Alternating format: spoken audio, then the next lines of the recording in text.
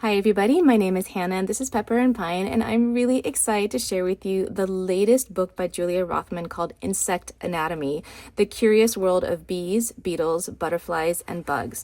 I've always loved these books for their illustration. I'm going to do a more thorough flip through of this book, but really quickly I want to show you some of the other books by Julia Rothman. There's Nature Anatomy that we have used several times over the course of our homeschool journey. We primarily use these books for illustration inspiration, the content as well, but more so the illustrations. We used Ocean Anatomy extensively when we did our ocean main lesson block. And then most recently, we picked up Food Anatomy for our anatomy main lesson block. I was looking for a nutrition book and couldn't quite find a nutrition book that I liked, but I fell upon this one and I thought this would be a really interesting addition for our anatomy unit, and so we included it. I love like the fun food facts and just the variety of information in this book, and we did use it with a couple of our lessons for our anatomy main lesson block. So now we have Insect Anatomy. I'm really happy about this book. I wish I had this when we were doing our bees unit or our butterfly or our birds unit, because this would have been just a beautiful opportunity to do illustrations like these. I really, really love the illustrations in these books. And one of the reasons why I love them so much is because I find them to be very inspirational for your own illustrations. I struggle with copying illustrations, or rather creating illustrations based on photographs or based on real life. I just don't have that skill set. But seeing a simplified version, a really beautiful version this way, allows us to have great success. And we do a lot of illustrations in our homeschool within our studies and our main lesson blocks, and as part of our lessons there's usually an illustrated portion, and so having this kind of resource really helps us achieve illustrations that we're happy with, that are not frustrating. Especially if you're not used to drawing, this is a really great way to have something to inspire you with your illustrations. Now, in the past, we didn't use the content in the book as much. We might read a little bit of the information, and it definitely helps support our main lesson blocks and unit studies, but primarily we use this book for illustration inspiration. As I'm flipping through this, it does feel like there's more content. I'd be curious to go through this a little bit more and see if, in fact, there is more content for this book. It is also written by Michael Hurst. So I'm just curious if actually that's been a change that has occurred with the books, because as I'm flipping through this isn't my not quite first flip through. As soon as I received it in the mail, I couldn't help but just to open it up and look through it. But this is my first official flip through the book, and I am noticing a lot more content, which really excites me, because when we're putting together our main lesson blocks and unit studies, I'm usually looking for a variety of books, including nonfiction books.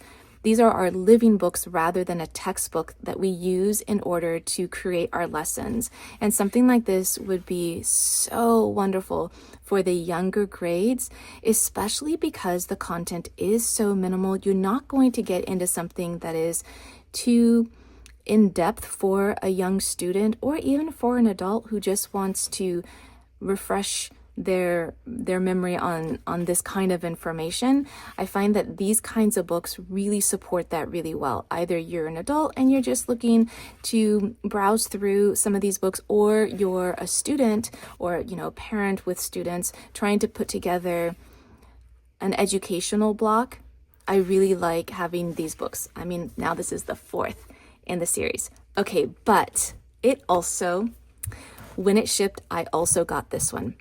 So both of these were gifts from Julia Rothman, and I was only expecting this book. And I was also really excited. I didn't even know that this one had come out. So I was really happy and I hope there are more to come. And I'm gonna have to see if maybe I'm missing any in the series, because so far they have been such valuable resources in our homeschool. But when I opened the package, I was so excited to see this. Now, I am also wondering if there are other posters, or if Nature Anatomy. So this, I believe, goes with nature anatomy, because when I first received this package, I was thinking that it was with insect anatomy, but I think that this is going to coordinate with nature anatomy. Oh wow, look at this. Oh my gosh. Oh my gosh, I love this so much. Oh, this is fabulous. Oh, this would make beautiful classroom decoration. This is just so clever.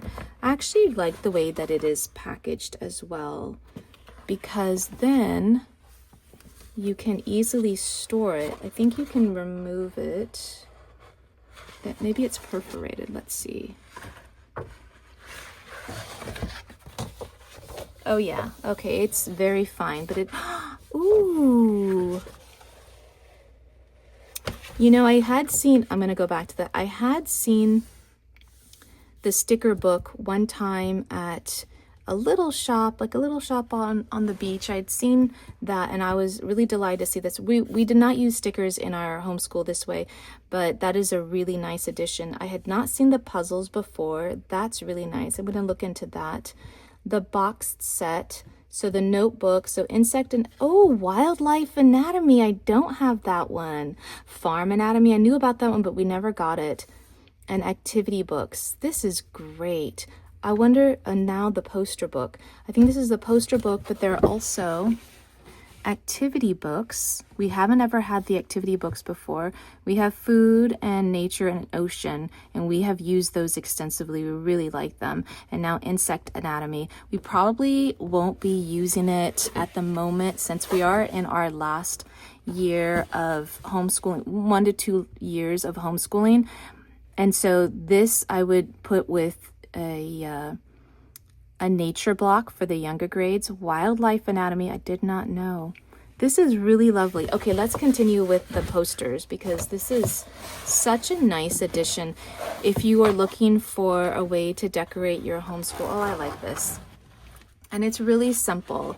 Now, sometimes I prefer a color pencil illustration with more detail or photographs. I don't really care for photographs that much. So this is of course, the illustrations are similar to the book and the way that it is written and illustrated. And so this is an extension of the book, and it's a really nice idea for classroom decoration. And again, I like that it can fold down and be stored really easily. It does have the perforation, which is great.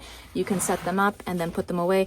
I know with my other posters, it is always so delicate trying to, especially if they're a thinner paper, it's delicate trying to store them.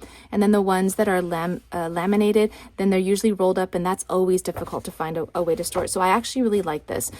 For what I would be using posters for, I probably wouldn't use these posters the way that I would use some of my other resources. Actually, I really like this one.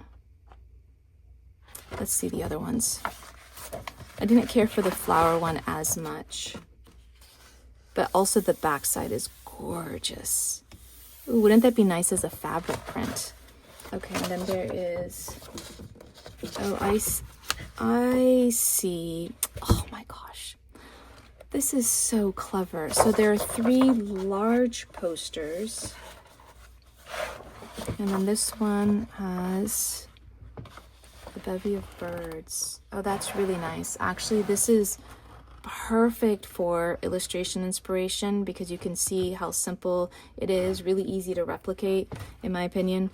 And also, actually, if you were into felting, these would be really great examples to give you ideas for some needle felting for making birds. That's really nice. Let's check out the rest of the posters.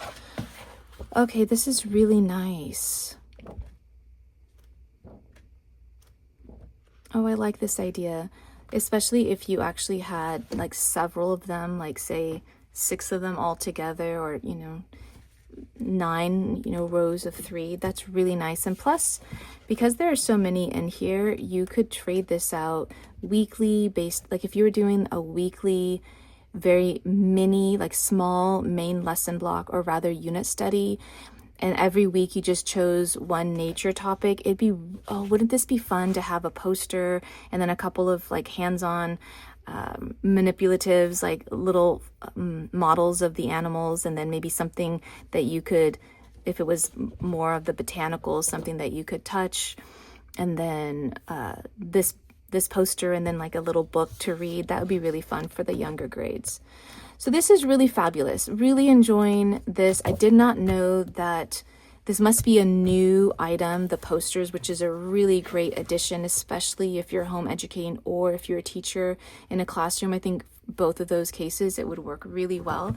And then if you did not know about the other products, you can get a little quick look here. They're all linked in the description box in case you're interested, as well as the blog post that accompanies this video. You can find that link in the description box below. And then you can find more pictures and descriptions of not just the latest, newest edition, Insect Anatomy, but you can also see the other books as well. And if you're interested in seeing how we've used these books in our homeschool, the lessons that we've done and the projects that we've done, you can find links to those playlists in the description box below. And you can see how we're using these lovely books with such beautiful illustration. And honestly, I really think that the content is a lot more robust than it was before. Let's just take a quick look. This is Nature Anatomy.